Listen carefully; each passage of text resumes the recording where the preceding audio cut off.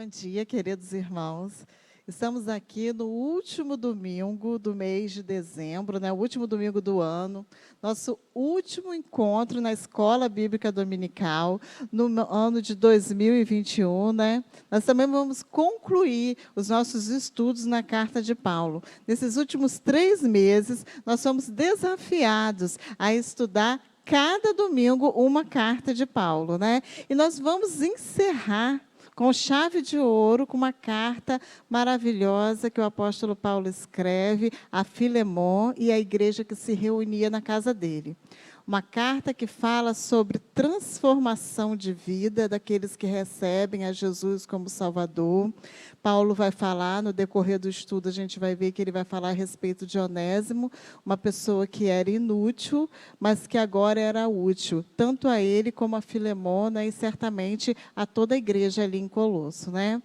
Nós vamos também ver uma carta que fala sobre perdão, sobre reconciliação, e uma carta que incentiva a igreja a ser uma comunidade de fé, uma comunidade que ajuda, que acolhe aqueles a quem o Senhor recebe, aqueles que são transformados, que recebem Jesus como seu Senhor e Salvador.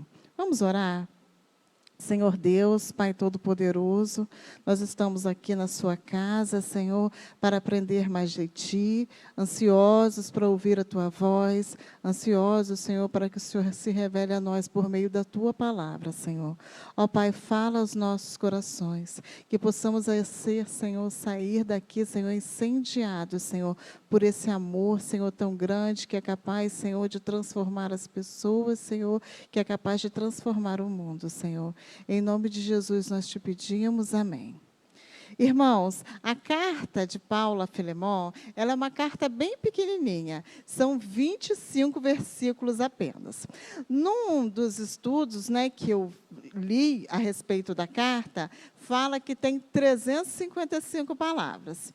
Eu não li, não contei, né, para saber se tinha realmente 355 palavras. Mas eu posso, que a gente observa, o que a gente extrai da carta, é que cada palavra ali escrita foi muito bem pensada por Paulo, para que ele pudesse ensinar a respeito do amor, a respeito da forma com que nós devemos receber as pessoas que recebem Jesus, os novos convertidos, aqueles que são novos cristãos, novos na fé, né? E a gente vai ver ali 3 personagens. A carta nos apresenta 3 personagens. O primeiro personagem a gente vai ler em Filemon 1, de 1 a 7. Paulo, prisioneiro de Cristo Jesus, e ao irmão Timóteo, e a você, Filemon, nosso amado cooperador. E a irmã Áfia e a Arquipo, nosso companheiro de lutas, e a igreja que se reúne com você em sua casa. A vocês, graça e paz da parte de Deus, nosso Pai, e do nosso Senhor Jesus Cristo. Sempre dou graças a Deus, lembrando-me de você nas minhas orações. Peço porque ouço falar da sua fé no Senhor Jesus e do seu amor por todos os santos. Oro para que a comunhão que procede da sua fé seja eficaz no pleno conhecimento de todo o bem que temos em Cristo. Seu amor tem me dado grande alegria e consolação, porque você, irmão, tem reanimado o coração dos santos. Então, nesse pequeno trecho da carta, desse trecho inicial, a gente observa algumas coisas a respeito da vida de Filemon. A primeira coisa que a gente percebe é que ele é um colaborador amado de Paulo. Depois a gente vê que existe uma igreja que se reúne na casa dele. A gente também percebe que ele tem uma fé notável. Paulo fala isso, que a fé dele é reconhecida. A gente também vê, né, no versículo 5, ele fala que ele é amoroso com todos os santos. A gente vai ver no versículo 7, vai descobrir que Filemon, ele é um incentivador dos irmãos, que os irmãos se sentem encorajados pela pessoa dele.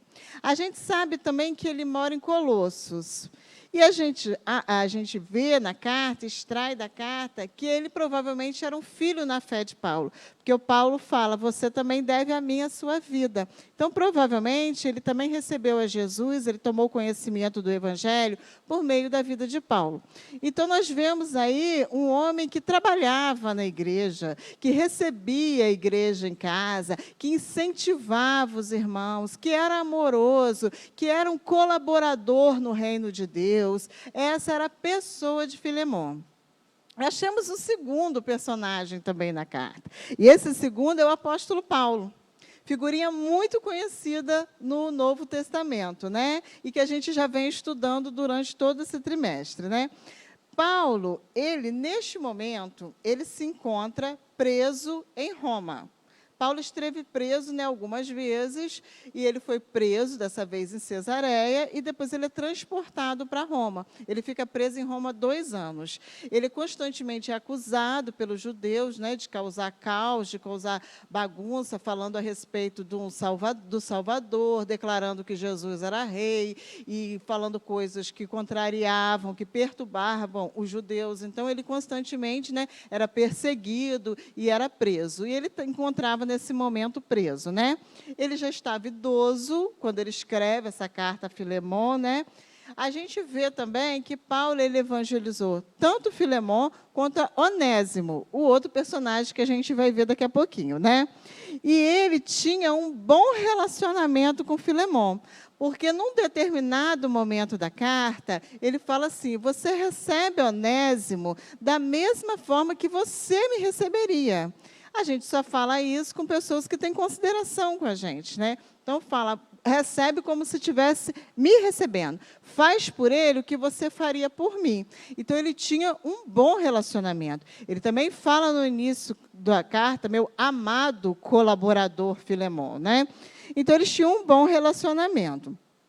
Paulo escreve essa carta a Filemon para que ele receba o escravo fugitivo. Esse é o objetivo, receber o escravo fugitivo Onésimo, que é quem a gente vai falar agora. Quem era Onésimo? Nós vamos ver também, no decorrer da carta, que Onésimo era escravo de Filemon. Quem eram os escravos daquela época? Existiam duas principais motivos para que você se transformasse em escravo. A primeira delas era a derrota militar. Aquela nação que era derrotada numa guerra, ela, né, as pessoas daquela nação, os homens saudáveis, eram levados como escravos, né? A população era levada como escrava. E a segunda forma era por dívidas. Quando as pessoas já estavam completamente endividadas, não tinham mais como saldar as suas dívidas. Então, aquelas pessoas elas eram dadas como escravas, né? Elas passavam a servir ao seu credor, e ali elas eram tidas como uma propriedade daquela pessoa, e que ela poderia dispor da forma que ela achasse conveniente, né? Estudos da época apontam que, na época de Filemon, né, no início do cristianismo, 1/3, quer dizer, um número grande, né? 1/3 da população de Roma era formada por escravos. Então, a gente viu aí a primeira parte, que ele era um escravo. A segunda parte, a gente vai ver que ele era um fugitivo. Onésimo havia causado algum prejuízo a Filemon. Ou ele teria furtado alguma coisa, ou desviado bens dele, ou destruído alguma coisa dele. Ele teria causado um prejuízo a Filemon. E o que ele faz? Ele foge para a capital do império, que é Roma. Lá em Roma, ele conhece Paulo, e Paulo apresenta o evangelho a ele. E então, Onésimo recebe Jesus como seu salvador. Ele se torna um cristão. Então, nós estamos vendo aí uma nova característica de Onésimo. Onésimo é um novo convertido. Ele é um escravo de Filemon, fugitivo e novo convertido. E a gente vai ver uma outra característica de Onésimo. Paulo amava Onésimo. ele se refere a Onésimo como um filho gerado nas algemas. Ele diz que ele é útil a ele. Ele pede a Filemão que o receba como um irmão caríssimo. Então, Paulo amava muito a Onésimo. E é isso que ele faz o apelo a Filemão, que ele receba Onésimo, não mais como um escravo, mas como um irmão, que de boa vontade ele pudesse receber Onésimo agora, porque agora eles eram irmãos em Cristo. Então, essa questão da escravidão era uma questão espinhosa no início do Evangelho. Como eu falei aqui, 1/3 da população romana era formada por escravos. Na igreja, a salvação é para todos, não importa a etnia, a classe social. O evangelho era pregado a todos. Então, todos recebiam o evangelho. Senhores, servos, escravos. E essas pessoas, elas iam para a comunidade cristã, né? Elas iam para a igreja, né? E o que acontece ali?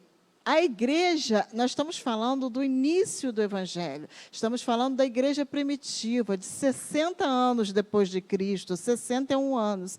As decisões ali tomadas, elas eram muito importantes. Por que elas eram importantes?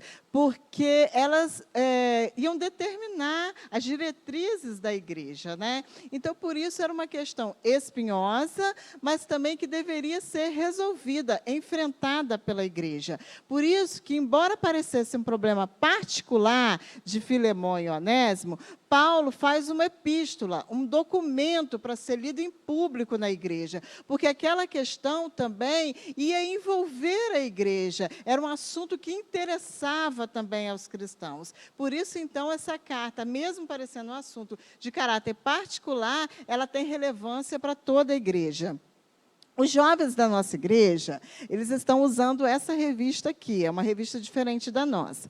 E, coincidentemente, né, eles também vão estudar, neste domingo, estão estudando a respeito da carta de Filemão. E eu retirei um trecho da lição que eu achei muito interessante, da lição deles. Os autores da lição falam assim: ser condescendente com Onésimo, um escravo fugitivo, mesmo que convertido à fé cristã, poderia levar outros escravos a optarem pela fé apenas para serem beneficiados nas horas de apuros. Mas não considerar a sua nova condição de crente no Senhor Jesus e apenas aplicar-lhe a lei poderia abalar a fé da igreja. Então, como resolver essa questão? Como Paulo enfrentou essa questão? Vamos ver lá. Nos versículos 18 e 19, Paulo, ele assume a dívida de Onésimo. Paulo era um cidadão romano, ele conhecia a lei romana, ele sabia o que a lei dizia, né? A lei dizia que o escravo, ele deveria ser devolvido ao seu senhor. E a pessoa que desse abrigo àquele escravo, ela deveria indenizar o dono por todos os prejuízos causados pelo escravo. Então, o que Paulo faz? Ele vai e fala com Filemão assim: se ele o prejudicou em algo, ou deve alguma coisa a você, ponha na minha conta. Eu, Paulo, escrevo de próprio punho, eu pagarei, para não dizer que você me deve a própria vida. Né? Ele diz que Filemão devia a própria vida a ele, porque ele tinha pregado o evangelho para ele. Mas ele diz: qualquer prejuízo que Onésimo te deu, eu pagarei. Ou seja, Paulo, ele se preocupa em cumprir a lei. Se houve dano, eu quero pagar esse dano. Mas existe uma outra questão aí, né? E aí ele apela para o amor. Ele não queria só pagar a dívida, porque ele sabia que na lei romana também dizia que aquele escravo fugitivo, ele poderia ser submetido a um castigo rigoroso pelo seu senhor. Ele poderia levar um castigo físico e até mesmo a morte pelo senhor. Era um direito do senhor do escravo fazer isso, até para inibir outros escravos de praticarem a mesma coisa errada que ele fez. Mas Paulo, então, apela ao amor, e ele fala a Filemão, nos versículos 8 a 10. 8 a 10. Filemão 1, 8 a 10. Por isso, mesmo tendo em Cristo plena liberdade de mandar que você cumpra o seu dever, prefiro fazer um apelo com base no amor. Eu, Paulo, já velho e agora também prisioneiro de Cristo Jesus, apelo em favor de meu filho Onésimo, que gerei enquanto estava preso. Então, ele faz um apelo a Filemão. Ele diz, eu tenho autoridade para dizer a você o que você deve fazer, porque eu sou um apóstolo e eu posso te dizer. Mas não é assim que eu quero fazer com você. Eu quero que você faça isso de boa vontade. Eu quero que você tome essa decisão. Versículo 14. Vamos ver lá no versículo 14. Mas não quis fazer nada sem a sua permissão, para que qualquer favor que você fizer seja espontâneo e não forçado. Paulo diz, ele quer conscientizar, levar Filemão e a igreja a agir com maturidade, a tomar a decisão certa, não porque ele está sendo obrigado, mas porque é fruto de um coração transformado pelo Senhor, porque aquele que recebe Jesus como Salvador, ele tem o desejo de viver como Cristo quer que ele viva, de agradar ao seu Senhor. Quando a gente é criança, o pai da gente e a mãe da gente diz o que a gente tem que fazer, mas quando a gente chega à maturidade, a gente tem que tomar as nossas decisões com base nos nossos princípios, os princípios que nos foram ensinados. E é isso que Paulo quer fazer com Filemão. Ele diz, embora eu tenha autoridade para falar, eu quero que seja espontâneo, eu quero que parta de você, que você abra mão do seu direito, que você renuncie, que você o perdoe, que você o receba, mas com a consciência sua, de boa vontade, porque você deseja fazer isso. É isso que ele fala, ele apela a ele para que ele faça isso por amor, certo? Então, nós temos aqui, nessa lição, 3 personagens que nos já foram apresentados. E nós aprendemos muitas lições com eles. E eu vou mostrar aqui um pouco de o que cada personagem desse nos ensina nessa história que nos foi contada. Vamos lá. Primeiro, Onésimo. Onésimo não deixou para trás as suas pendências. Uma vez sendo transformado pelo Evangelho, recebendo o Evangelho de Cristo, Onésimo tinha muitas pendências. Ele já havia aprontado algumas coisas lá para trás, mas ele não deixou elas para trás. Ele enfrentou as suas pendências. E nós também temos que enfrentar as nossas pendências, sejam elas materiais, sejam elas espirituais. Muitas pessoas se convertem e tentam jogar sujeira para debaixo do tapete, né? Ah, mas isso eu fiz quando eu não era crente.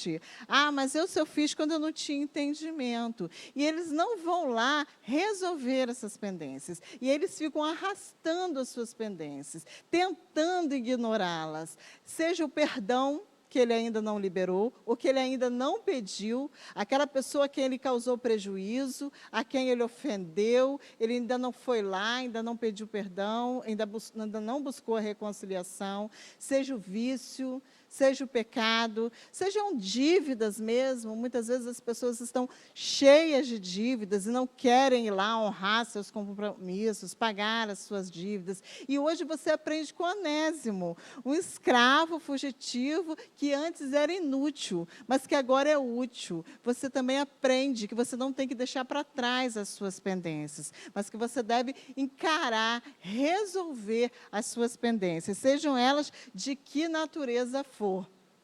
Eu conheço o exemplo de uma pessoa que ele fala assim, que quando ele se converteu, né, ele trabalhava numa empresa e ganhava muito nessa empresa, mas ele tinha que vender bebida.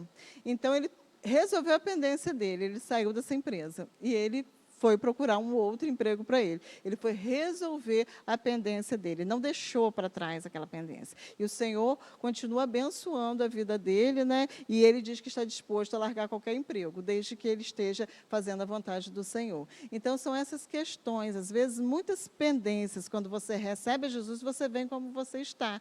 Então, são muitas pendências ainda que a pessoa precisa resolver. E Onésimo, ele enfrentou as suas pendências. Outra coisa muito importante que a gente aprende com Onésimo é a questão de Onésimo, ele buscou ajuda para resolver a sua pendência. Onésimo procurou o apóstolo Paulo para ajudar ele a resolver a sua pendência. Muitas vezes a gente não consegue sozinho resolver as nossas pendências. Tiago 5,16 fala: portanto, confessem seus pecados uns aos outros e orem uns pelos outros para que sejam curados. A oração de um justo é poderosa e eficaz. Então, para que você seja curado, às vezes você precisa de ajuda. Mas Onésimo foi sábio. Ele não buscou qualquer ajuda de qualquer pessoa. Ele procurou o apóstolo Paulo, porque ele via no apóstolo Paulo a sabedoria para resolver a questão. Ele via no apóstolo Paulo os frutos na vida dele. Muitas vezes as pessoas vão procurar e elas procuram pessoas que são erradas, elas não têm condições de resolver. Não abra seu coração para qualquer pessoa. Procure pessoas preparadas para resolver. Você não pode conversar sobre dívida pessoas que você vê que estão na mesma condição que você. Não pode falar sobre seu casamento com pessoas que você vê que o casamento deles também não colhe bons frutos. Então, procure pessoas, peça a Deus sabedoria, que envie pessoas com quem você possa dividir, compartilhar, confessar e que vocês possam resolver juntas. Provérbios 28:13 diz que aquele que encobre a sua transgressão, ele nunca vai prosperar, mas aquele que confessa e deixa, alcança misericórdia. Então, é isso que a gente precisa aprender com Onésimo, resolver as nossas pendências. E, se for necessário, a gente procura ajuda, certo? Vamos lá, na vida do apóstolo Paulo. O que a gente aprende com Paulo nessa história da carta de Filemão? A gente aprende que Paulo enfrentou a questão social. Como ele mesmo disse, ele poderia ficar com Onésimo lá, porque ele seria muito útil a ele. Mas ele não queria fazer nada sem o consentimento de Filemão. Ele queria que Filemão estivesse a par de tudo. Ele enfrentou, ele conscientizou Filemão da necessidade que ele tinha de aceitar o irmão, de receber o irmão com amor. Na vida da gente hoje, na nossa sociedade, a gente também enfrenta muitas questões sociais e muitas questões espinhosas mesmo, tão espinhosas quanto era a escravidão naquele momento lá que Paulo estava vivendo. A gente enfrenta questões hoje. A gente vê uma miséria, fome, violência, muitas doenças emocionais que as pessoas têm vivido. E a gente vê também uma grande miséria moral que a sociedade tem enfrentado. Tem um pensamento que eu gosto bastante, do J.C. Ryle, e ele diz o seguinte: em um mundo de extrema rebelião contra Deus, um pouco de obediência se transforma em fanatismo. E é verdade, hoje, simplesmente pelo desejo que você tem de obedecer a palavra do Senhor, de falar da palavra do Senhor, muitas vezes você é taxado como um fanático, odiado pelas pessoas, só porque você tem o desejo de obedecer ao Senhor. Isso mostra a destruição moral da sociedade. Então, nós temos que enfrentar todas essas questões. E assim como Paulo também, como que a gente deve agir? É fácil? Não, não é fácil. Mas Paulo estava disposto a pagar o preço por Onésimo. Ele disse: eu pago aquilo que ele está te devendo. O prejuízo que ele te causou vai ser pago por mim. E agora, vamos refletir um pouco nessa situação. Olha só, Onésimo era um escravo.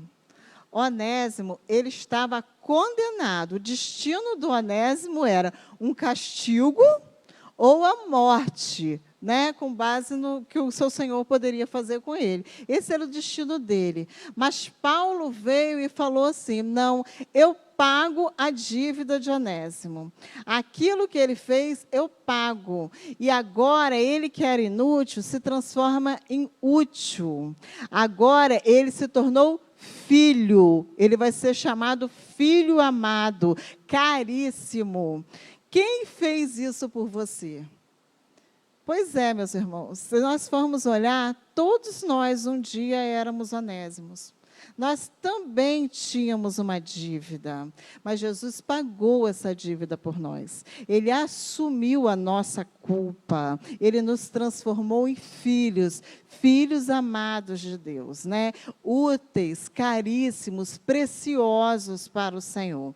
Então, se a gente quer realmente enfrentar de verdade essas questões espinhosas, esses desafios sociais que vêm a nós como igreja do Senhor, nós precisamos estar dispostos a pagar o preço por essas vidas, a caminhar com elas, a receber, a discipular, a investir na vida das pessoas. Não é um simples falar, mas é uma atitude. Assim como Jesus fez por nós, quando ele deu a sua vida por nós, assim como Paulo se declara responsável pela dívida de Onésimo, assim como o bom samaritano acolheu e pagou todas as despesas daquele homem que se encontrava no caminho. Então, a questão ela é enfrentada assim, é o amor na prática, é o amor vivido, é a renúncia ao seu direito, para que você possa, então, incluir aquele irmão, receber aquele irmão,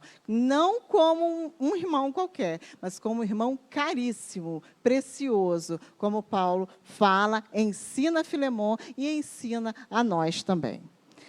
Nós vemos lá em Colossenses 1, 13 e 14. Pois ele nos resgatou, nos libertou do domínio das trevas e nos transportou para o reino do seu Filho amado, em quem nós temos redenção, a saber, o perdão dos nossos pecados. Nós éramos escravos, mas Jesus pagou o preço por nós, e agora nós somos filhos amados. Então, assim que nós devemos olhar para o nosso irmão, para os onésimos que aparecem, né, para que a gente possa, então, discipular, receber e acolher. Paulo foi um conciliador. Existia uma pendência entre Filemon e Paulo, e Onésimo. Então, Paulo foi um conciliador ali. Irmãos, a Bíblia é um livro de amor e é um livro de reconciliação. Ela fala o tempo todo sobre a reconciliação da humanidade caída por meio do pecado, distante de Deus, inimiga de um Deus santo, puro, justo. Então, Jesus veio e promove a reconciliação, né? Romanos 5:1, justificados mediante a fé, temos paz com Deus, né? Fizemos as pazes com Ele. É isso que a Bíblia fala sobre a reconciliação. Deus, Ele quer o tempo todo promover a paz nas pessoas e entre as pessoas. Você tem sido um pacificador? Quando vem uma questão dessa para você, você faz o quê? Toma um lado, fica no meio da conversa de leve trás, coloca mais fogo, ou você é o pacificador? Paulo, nessa questão, buscou ser um pacificador. Como eu falei no início, ele buscou as melhores palavras para falar com Filemon, para resolver aquela situação entre os dois, né? Ele escolheu palavras cheias de amor para que ele pudesse resolver com sabedoria a questão existente entre os dois irmãos. Ele foi um pacificador. E você também, e eu também, somos chamados para ser sermos pacificadores. A Bíblia fala que os pacificadores serão chamados filhos de Deus. Ou seja, eles vão ser reconhecidos. As pessoas vão olhar para mim, vão olhar para você e vão reconhecer em nós. Ela é uma filha de Deus. Por quê? Porque ela promove a paz. Ele é um filho de Deus, porque ele promove a paz. O Espírito de Deus é um espírito de paz. Ele traz paz. Ele não é de confusão. Então, se você está promovendo a confusão, é porque você não está permitindo que o fruto do Espírito Santo se desenvolva na sua vida, que é a paz. Então, a lição que a gente aprende com Paulo, pagar o preço para enfrentar as questões sociais e seja um pacificador. E agora a gente vai para Filemão. Filemão não falou nada na carta, né? Como que a gente pode aprender alguma coisa com ele? Ele não falou nada. Irmão, sabe o que a gente aprende aqui? É muito fácil ser amoroso, incentivador das pessoas, daquelas pessoas que são boazinhas, que gostam da gente, que parecem com a gente, né? Tem a mesma idade que eu, é da mesma classe social, tem o mesmo nível de estudo, o mesmo nível intelectual que eu, o mesmo posicionamento político que eu. É muito fácil a gente ser incentivador, a gente ser amoroso.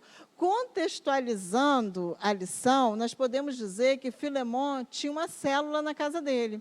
E essa célula era muito unida. Ele incentivava, ele era amoroso, a fé dele era conhecida pelo pessoal que estava ali na célula dele.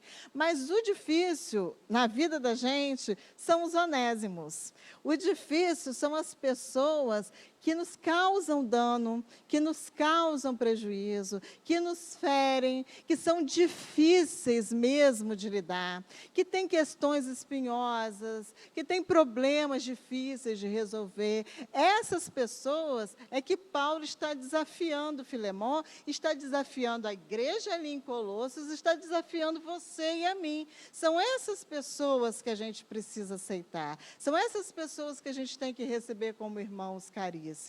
Essas pessoas que a gente tem que usar de amor, caminhar mais uma milha com elas, ter paciência, sensibilidade para entender as suas questões. E é isso que Paulo fala. Perdoa ele, recebe ele, Filemão, com a consciência que você tem, como cristão maduro que você é, como cristão de fé que você é, que a sua fé é notória, é conhecida, o seu carinho para com os santos, a forma com que você trata eles. Então, você recebe Onésimo também, da mesma forma.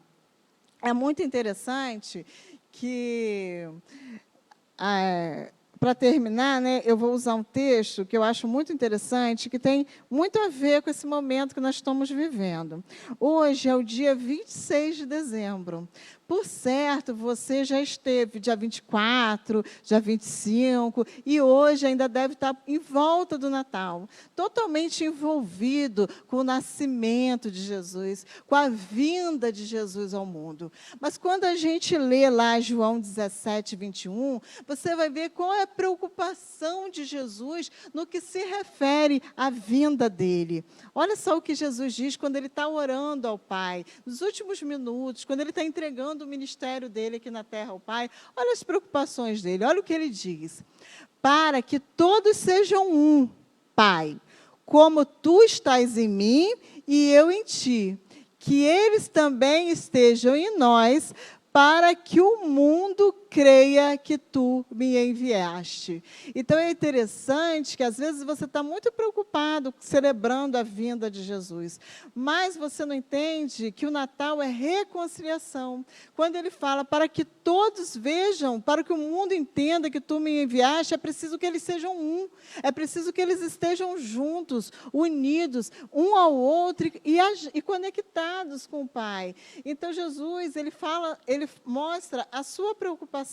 Essa é a preocupação dele. Se por acaso você está celebrando o Natal de Jesus, mas você ainda existe pendência na sua vida, ainda existe perdão a ser liberado, certamente é esse o presente que Jesus espera de você no Natal.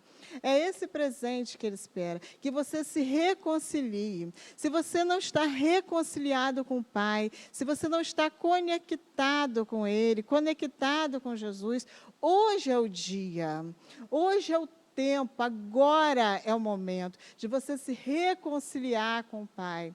Agora é o momento também de você se reconciliar com aquela pessoa, ou quantas pessoas forem que ainda falta você se reconciliar na sua vida. Certamente é esse o presente que o Senhor deseja de você.